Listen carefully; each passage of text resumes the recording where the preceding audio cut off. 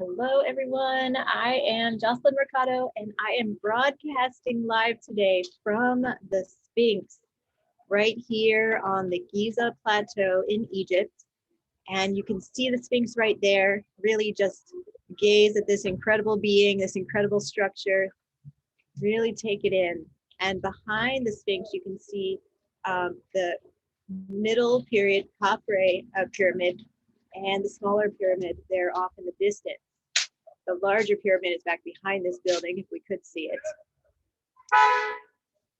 And so just take this in, and you can hear the hustle and bustle of the busy streets below. It's a busy place here, right next to the Giza pyramids and the Giza plateau. So I have a lot that I'm going to share with you today about the mystery of this incredible structure, the Sphinx. Let me go into a quieter space here to share that with you. And so I'm here in Egypt in January 2021. It's been quite a journey, quite a catalyzing journey here, but filled with magic. I've visited many of the temples in Egypt: Abydos, Dendera, Luxor Temple, Karnak Temple, Philae, the Temple of Isis, which was incredibly beautiful near Aswan. And so now I am back up in the north of Egypt, near the Giza Plateau, staying here. I have a couple of recommendations of beautiful places to stay in Giza, which I will put in the description below this video if you want to check it out for your visit to Egypt. Now, let me share my screen with you here because I have some really powerful Sphinx images that I want to share as I am giving you this information here today. So, the mystery of the Sphinx. So this structure has been buried in the sand, was buried in the sand for thousands and thousands of years.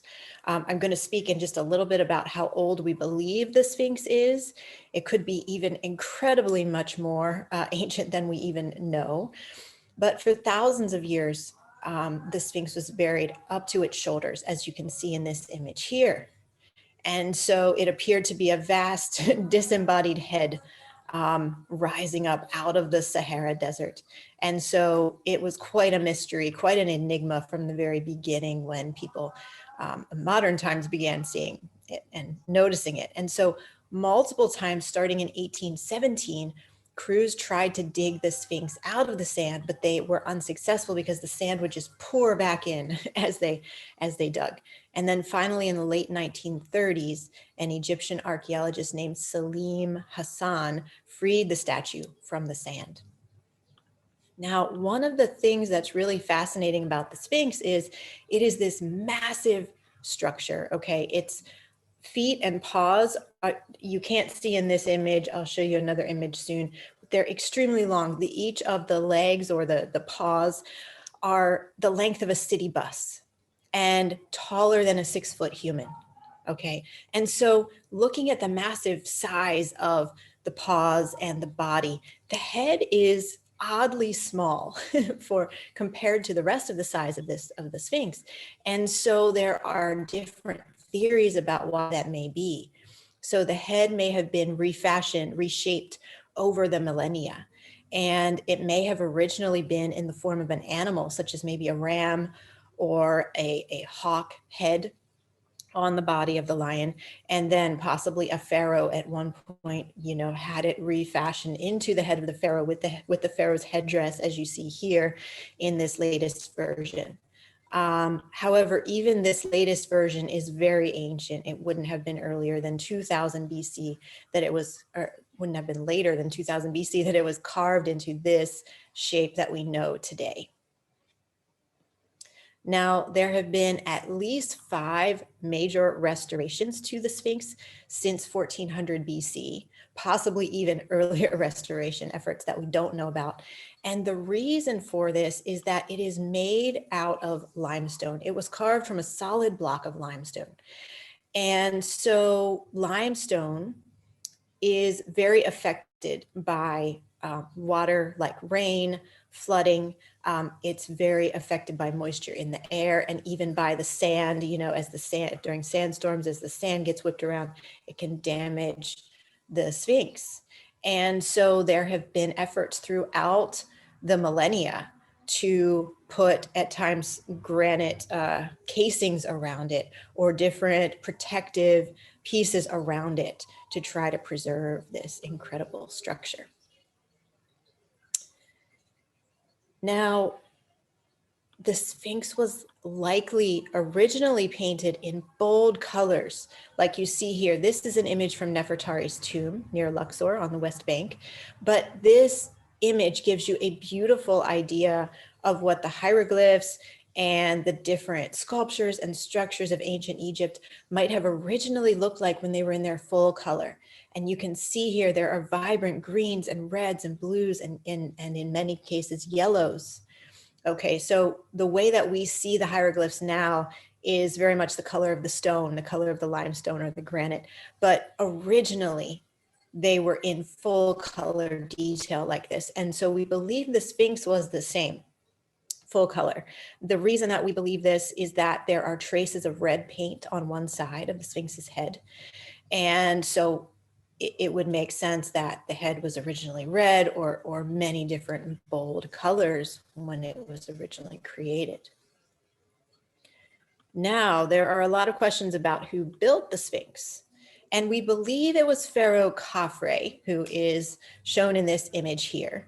So his father, Khufu, built the largest of the three pyramids here on the Giza Plateau. Which is 481 feet tall, the largest pyramid. And Khafre then ruled Egypt after his father, and that was around 26,000 BC, or possibly much longer ago. We'll get into time frames in a minute here. But this would have been the second pyramid, right? So Khufu built this one, Khafre built this, and the Sphinx, which is hard to see in this image here, but the Sphinx is right down here. It's down this road that comes from the pyramid of Khafre.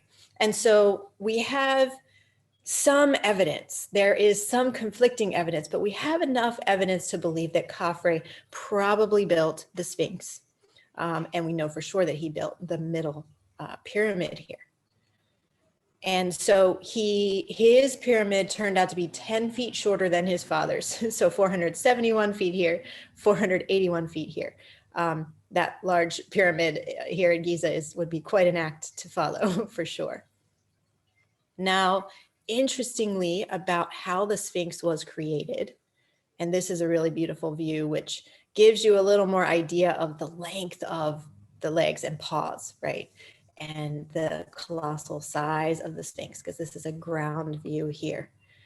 So there's a German geologist, Tom Eigner, who in 1980 found that the blocks used to build Khafre's temple were dug out from around the Sphinx, were quarried from the ditch surrounding the Sphinx. So you can see, and also if we go back to this view, you can see that there's this hollowed out area all around the Sphinx that's much lower than the surrounding ground. And so what this geologist found was that the blocks to build the middle temple, the Khafre's temple pyramid, were quarried from around the Sphinx. So this is very interesting because the quarried blocks then were hauled away and used to construct the nearby temple, but they left this figure in the middle and carved it into the Sphinx out of one solid piece of stone. Also, so let's talk about time frames a little bit here. We can learn a lot from the change in climate that was occurring in this area. The Sahara Desert, which is here right now, was not always just, dry, arid sand dunes. And so when we look at the radiocarbon dating of these archaeological sites here in Giza, there are a couple of climatologists, Rudolf Cooper and Stefan Kropelin, who have found that the climate pattern around 8500 BC began to change. So before 8500 BC, there were monsoon rains, okay? And there were these actually, very fertile soils, very fertile environment here. Even here on the Giza Plateau that is very much desert right now. And so there were grasslands, there were valleys filled with vegetation here. And so people began to come in and settle in this region, they believe around 7000 BC. And then the climate began to change. And by about 3500 BC, the monsoon rains went away, all the frequent moisture that was coming in moved away, and the desert emerged. Okay, so although this area is very arid today, about 10,000 years ago, it was definitely wet and rainy. And the thing is that we see significant effects of water erosion within the limestone of the Sphinx. So many experts have now concluded that in order to have the effects of water erosion that we see here, the Sphinx would have to be at least between 7,000 to 10,000 years old, possibly even older. The more that archaeologists seem to uncover, the more they seem to come to the conclusion that the Sphinx and these pyramids here are even older and older and older than we thought before. But that's the current estimate from the scientists right now, is the Sphinx is between 7,000 to 10,000 years old. Now, here's something else really incredible.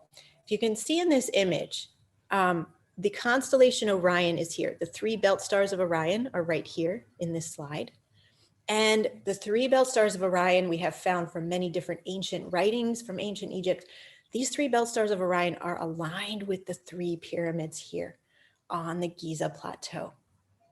And Graham Hancock and Robert Bouval, who are 2 authors and researchers, have studied the position of the stars over the millennia. And based on what they have found, the best fit for the hypothetical map where the pyramids were originally built to be fully aligned with the constellation Orion belt stars would place these pyramids to be built around 10,500 BC. And the Sphinx was built around that same era as these pyramids. So that pushes the origin of the Sphinx even further back in time. So what we can say for sure is the Sphinx is extremely ancient, probably 10,000 years old or more. Now the Sphinx, that word Sphinx, it's not the Egyptian name for this being. We don't know what the Egyptians called the Sphinx. Sphinx is a Greek name that was given to it later on in history. And there are hundreds of tombs here at Giza with hieroglyphic inscriptions dating back 4,000, 5,000 years or more. And not one of them that has been found directly mentions the statue of the Sphinx. So this is a big part of the mystery, right? What does this statue actually represent? Now, there are inscriptions from this era speaking about something called Ruti, what we believe was called Ruti. And this was a double-headed lion. Now, something like this figure that you see here with the lion head facing this way and this way, okay? Ruti was a double-headed lion god that sat at the entrance to the underworld and guarded the horizon where the sun rose and set. So maybe the Sphinx has to do with this figure of the double lion god guarding the horizon. The Sphinx does face directly east. Its back faces directly west. And at the equinoxes, when the sun sets, it aligns directly with the shoulder of the Sphinx and with the south side of the Khafre pyramid. So definitely this was built to align with the sun and the stars. There's no doubt about that. So an interesting legend about the Sphinx has to do with this granite tablet that is in front of the Sphinx and between its paws. So this is pink granite, and it tells the story of the Egyptian prince Thutmose, who went hunting in the desert, and he grew tired and he lay down in the shade of the Sphinx. And he had a dream that the statue, calling itself Horus in the horizon in Egyptian, in the Egyptian word for that, it addressed him, and it complained that its body was degrading and that the sand was encroaching higher and higher on it. And it told them that he could be king if he helped it to be restored. So we don't know whether the prince actually had this dream or if he was, kind of creating this story so that he could become the king. But he did become the king. He became Thutmose IV, and he helped to introduce a Sphinx worshiping cult during the New Kingdom, which was around 1500 to 1000 BC. And so at that time, then all across Egypt, the sphinxes appeared everywhere in sculptures and reliefs and paintings, often depicted as a potent symbol of royalty and the sacred power of the sun.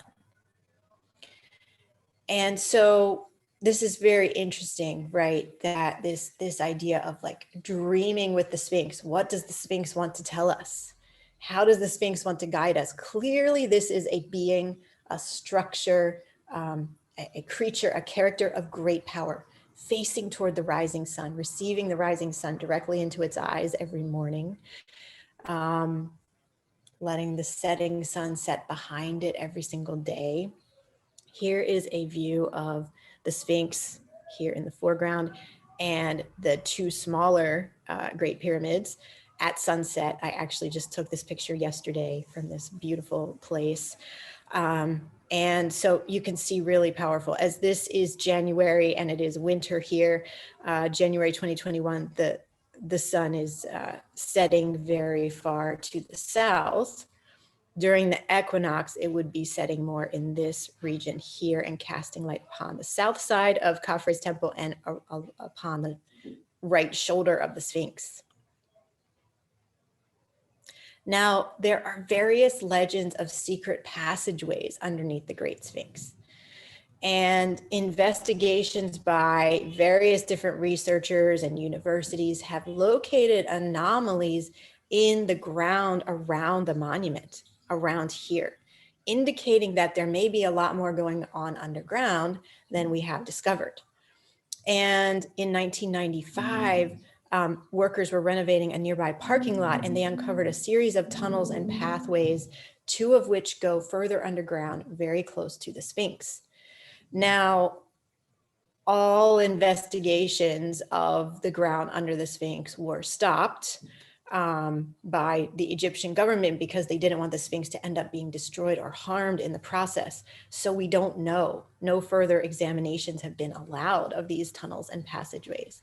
But I want to invite you into a shamanic journey to travel under the Sphinx and into these tunnels and passageways and see what mysteries you will find there.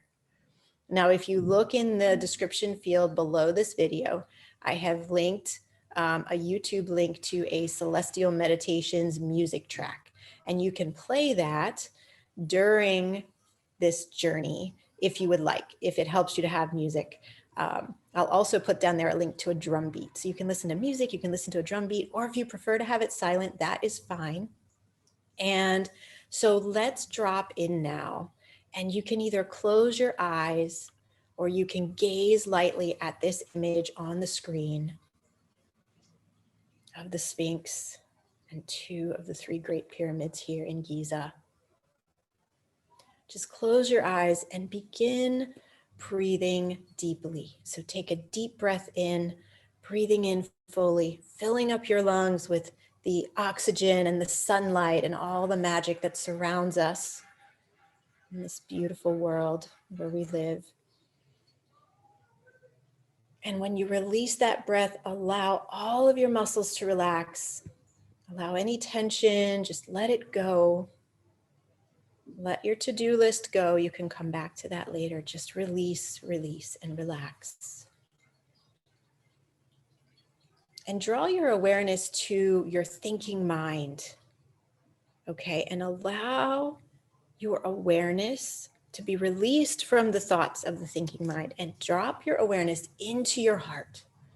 And place one or both hands on your heart to help you really feel this dropping down into the deeper knowledge that is available in your heart and in the core of your being.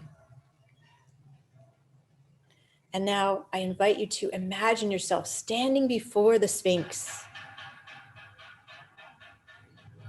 gazing up into the eyes of this extremely ancient structure, this extremely ancient being. Look into these eyes and know that these eyes receive the light of the sunrise every single morning. and have done so for at least 7,000, possibly 10,000 years or more. Gaze into these eyes. And as you gaze into the eyes of the Sphinx, open up your awareness now to receive a message from the Sphinx just for you. The Sphinx has a special message. Allow yourself to receive this in whatever form it wants to show up.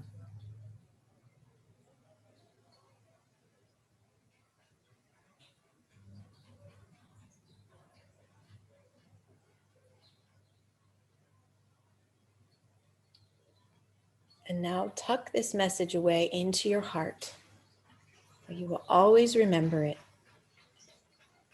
And ask the Sphinx if you can have permission to explore around the base, looking for a secret tunnel, a secret passageway. And watch as the Sphinx nods its head, giving you that sacred permission. Now, before you go exploring around the base of the Sphinx, call to your side a guide. This may be a power animal, maybe an angel, an ancestor, someone who will be with you on this journey to protect and guide you. And I'll give you about 5 minutes now just to go ahead and explore and find a secret passageway and dive down under the Sphinx. See where this passageway takes you. See what mysteries are hidden there that you are meant to uncover. Go ahead and enjoy this journey.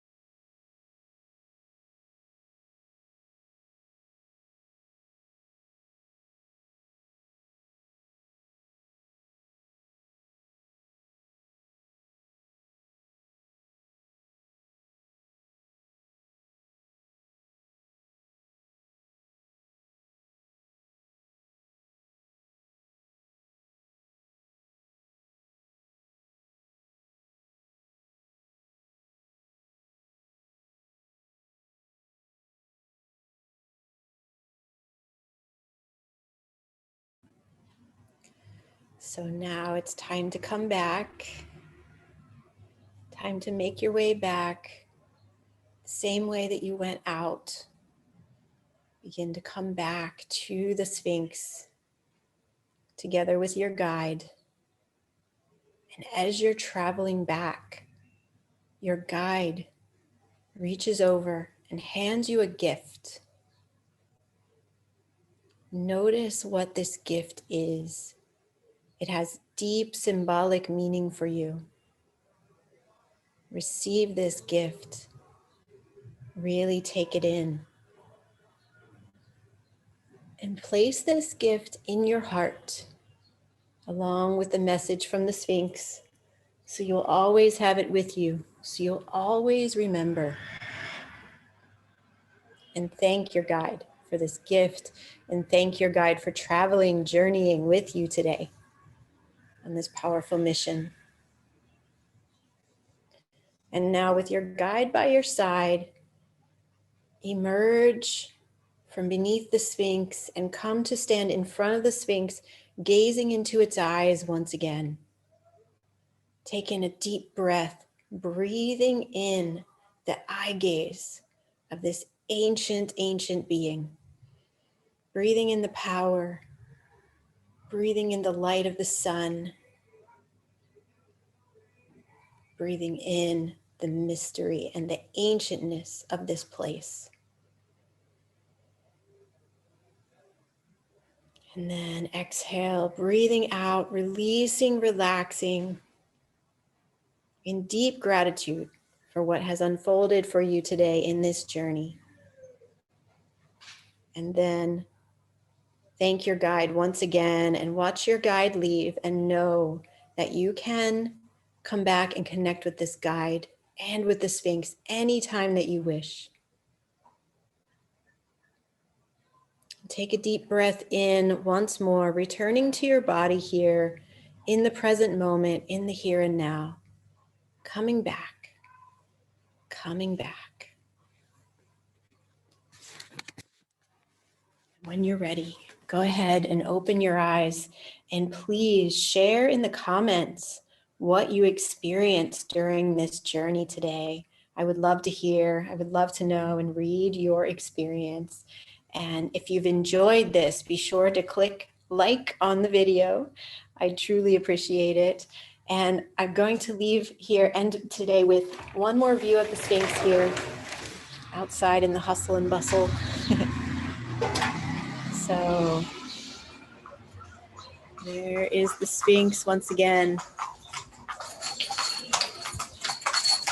Really take in the energy, take in the power. Horses in the streets below. Take in all this beautiful energy from this powerful Giza plateau and the eye gaze of the Sphinx. Thank you for being here with me today. Wishing you health, beauty, magic, blessings of all kinds. Much love. Mwah.